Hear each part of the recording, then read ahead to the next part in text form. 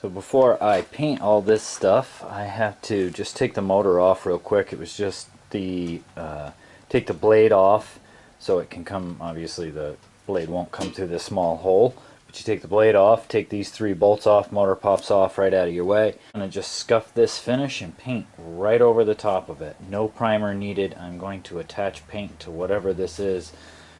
Alright, managed to get stickers off. I mean, I don't know if I'm going to put them back on, but I stuck them on a piece of wax paper. And now I'm going to degrease, and I'm going to scuff this with pretty much, I think I'm just going to use a Scotch-Brite, you know, a steel wool pad type material. Scotch the whole thing, degrease it again, and then I'm going to paint right over whatever this is. Ooh, rattle can orange, man. There it is. Orange, you happy that's over? So we'll put the flap on. I didn't know if I was going to use it, but I'm pretty sure I'm going to use it. Plastic wing nuts are for the handle. We don't need those. The metal wing nuts are for the chute. So we got to use washers and the metal wing nuts. So I'm glad I looked at this again, because there's the oil. I know I left this on so I wouldn't forget, but boy oh boy, it makes me nervous. When we painted this, we didn't use a primer or anything because the powder coat or paint, whatever was on there, I was happy with the way it was stuck and it was clean. All I did was scuff it and mechanically bond the new layer of orange rattle can paint to that. Well, you wouldn't want to do that with fresh metal. With fresh metal, you want to prime the surface. Self-etching primer, we're going to rattle bomb the frame here. Put this on a bare piece of metal because I'm going to rattle can all over it, and I don't want my rocks to change color, which they already have. But we're going to stop them from changing color again. So here is the deal. I'm going to go through and finish sand this. Inside the compartment and everything, blow everything out as best as I can, and then we're going to shoot it with this primer. There's a couple more areas that I want to get some more mill scale off and smooth out, and we're going to prime this out and we're going to paint it orange. Alright, ready for primer. It's all wiped down. I scuffed it again and again, wiped it again and again, blew it off, you know, ready to rock. So my technique for doing this is I'm going to do all the little tight areas and inside spaces before I spray anything on the outside that's easy to get at. That's the whole game. Start in the hard spots first.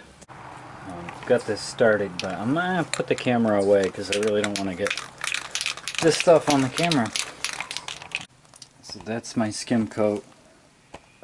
This is a self-etching primer, not a high build primer. I repeat, it's a self-etching primer, not a high build primer. So as soon as this stuff really shadows out to solid gray, you're done. Don't keep pounding paint on. It doesn't have any benefit to you. Well, got it in primer. Everything's primed up. I'm going to go through tomorrow, check it over, shoot some color on it. Part of what's taking so long here to paint these pieces is the unbelievable weather that we've not been having. I don't know what it is, but ever since I decided to paint this stuff, it's been 50 degrees or colder and like 80% humidity and raining. So I have issues, and then on top of that, you know, add into we're trying to spray garbage paint with a garbage nozzle. So there's some challenges to be had. And anyway, I'll show you one of the challenges that happens when you're painting with rattle can. And what you'll see is the surface of this is all wrinkled and spalted, whatever you want to call it. And this is a reaction between the paint amongst itself. And if you read the directions on this can, it says you can recoat it within an hour or recoat it within 24 hours. Well, I can tell you this has been well beyond 24 hours and the paint still reacts like that. So it goes on, they say it's 2 times the coverage, but every edge that you look at will be pretty much transparent and see-through. So then you go back the next day and you try to just, recoat it again, and it softens up the bottom layer, and then you get this weird crazing, and this is just endless. So what needs to happen is, like, I need to have, like, maybe a sunny day, maybe 75 degrees, and time to actually paint the stuff again. Because now I've pretty much got to sand this all off, or else this process will just continue again and again. So this is a byproduct of using cans in your basement, and I really don't recommend it if you can avoid it. But I was trying to just do a color shift. Fortunately, painting the deck has gone well, but I can tell you I didn't go for a second coat on it because I knew better. With this 2x coverage can, I'm just going at it slowly, but you see I got all the challenging spots first. And then I'm going to fill in the blanks slowly, but I'm going to hit these challenging spots 3 or 4 times before I bother actually spraying the flat surface. I really kept pounding the edges again and again, and I think I'm happy enough with that. I was trying to get paint up in these cracks and stuff, which is really hard without just pouring it in there. And it may just need like more days to dry in reality to actually just put another wet coat. But I can tell you it's definitely a multi-day thing. And I actually did notice that on the new paint.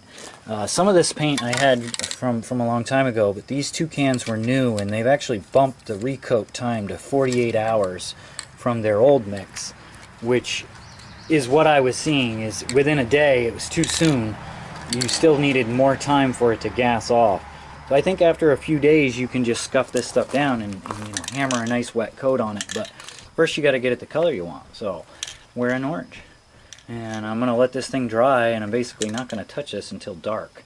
And I'll come down here, I'll bring it inside, leave it up like this for a day or 2 before I flip it over, scuff the top sides of it, and I'll paint that last flat top surface. Wanted to take a second to talk about this whole process here, because I've got it in multiple stages. Here's the finished paint, and then here's the door fiberglass reinforced body filler. And remember, there was a step here, so this is sheet metal just tacked onto the bottom of a small piece of angle iron. Instead of welding the whole seam up, it's just tacked, and then I filled it with a waterproof material. Bondo is not waterproof.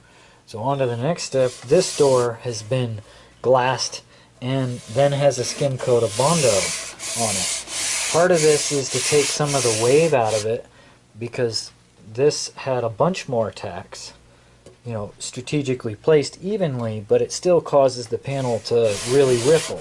There's a bead lip I put on there, which is kind of an attempt at a retainer when this is screwed down. I'm going to essentially permanently install this when I'm done. Hopefully this isn't going to really get removed very often, and I'm just going to use this door. And as you see, it kind of slips under that bead, and then I'm going to put I think some magnets on the end of the door here on the inside, and that'll just hold it in place. Welcome back, everyone. Here is the finished product, painted, sitting on the bench, ready to go. I still have to paint the hoop, apparently. I'm picking up back on this project after sitting for a little bit. I apologize, you guys, if you've been watching the channel. There's a bunch of other stuff on there. That's what my channel's about. It's about life and stuff I gotta do, and I'll share it with you guys. But occasionally these projects get railroaded for simple stuff like fixing the car and everyday stuff. So please watch the other stuff too, and we'll keep going. Anyway, if you like what you see on this channel, or like what you see in this video, please subscribe.